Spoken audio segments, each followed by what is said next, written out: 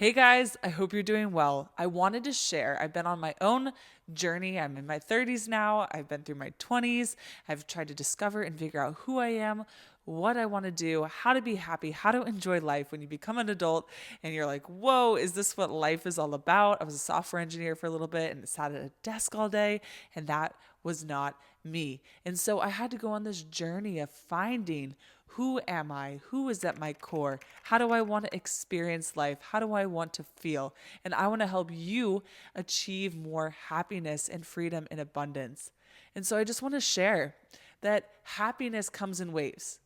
You're not going to be happy all the time. I will just give you a quick disclaimer right here that you're not going to be happy all of the time. I'm not here to sell you, here, this is how to be happy every second of every day.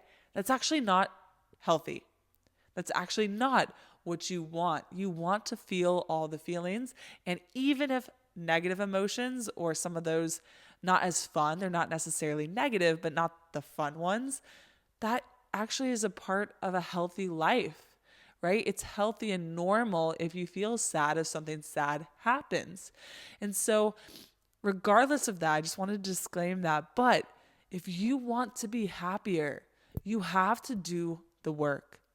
You have to face yourself. You have to get real and really get to know and more self-aware and start asking those questions. If you have emotions or insecurities or things that pop up, you have to listen to them and feel them. Too often in society or in our lives, we want to mask it. We want to get rid of it, right? If you feel an uncomfortable emotion, you start feeling insecure or sad or something that is just not fun, we just want to push it away, stuff it down, right? I know I did. I know I wanted to. But instead, emotions are signals. The psychologist from UVA and Stanford, Dr. Doug Lisle, he taught me this, and I had learned from him that feelings are simply signals, right? Evolutionarily and with evolutionary psychology and our biology, our feelings are supposed to be a signal. If there's a saber-toothed tiger in our environment back in the Stone Ages, we need to feel scared, nervous, something like that, so that we act and so that we can live and keep surviving and reproducing, right? And so I just want you to know that. I want you to know that there is happiness within you. There is. And even if you aren't feeling happy right now, if you are feeling that sadness, that insecurity, whatever it is, that is a signal to work on it.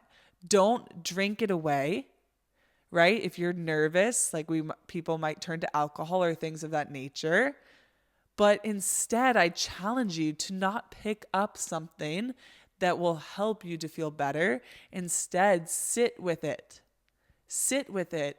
Write it down, recognize it, be aware, develop that emotional intelligence that will help you be successful and happy in your life, to be aware and be like, oh my gosh, I didn't realize I had this insecurity in me. I didn't realize that. Oh my gosh, why am I feeling that way? Whoa, I didn't realize I had that anger. I was so angry about this or really felt so strongly about this. Oh my gosh, right? Like get curious and instead be like, wow, I'm glad this came up. I'm glad this came out of me. It is what is within you, right? If that comes out, that those feelings, those uncomfortable feelings, those annoying feelings, those whatever it is, that is what's within you. So you want to get it out if it's something you don't want, right? If you don't want to feel those ways, then you want to get it out. And the best way to do that is to face it, to start to work on it, and to start to understand who you are and how you're feeling at that time. There's a few things you can do. You can get your own help so you can help yourself. You could be aware yourself and just kind of start working through it and figure out what do you need. If you're insecure, how can you be more confident? How can you build that confidence within yourself? Why aren't you feeling secure or confident? And so then you can start to tackle it and address the things that are making you feel more insecure. If you're getting angry, why are you getting angry? You can start to address those things or have the conversations or get around different people. Or if you're sad, you don't like your job, you don't like something in your life, you're in a bad relationship, whatever it is, you can address it, right? We don't have to be scared or like, oh my gosh, I have these emotions. Oh my gosh, I'm feeling sad. I'm feeling upset. This is horrible. Instead of catastrophizing, or instead of thinking these emotions are the end of the world, remember they're signals. It's a signal to say, hey, just letting you know there's something else going on here. And if you need support, you can go get support from professionals. You can go get more people to help you. You could talk to friends. You could talk to family, people who maybe you respect, right? But really, a lot of it comes down to doing the work in here. And what's cool is I talk about being the best version of yourself and creating a life you love and reaching your full potential and self-actualizing. But you can't do that. Maslow's hierarchy of needs is here. You need your food, your water, all of that, the basic level, but there's different levels. And one of them is like that emotional side where you feel content and you feel peaceful within.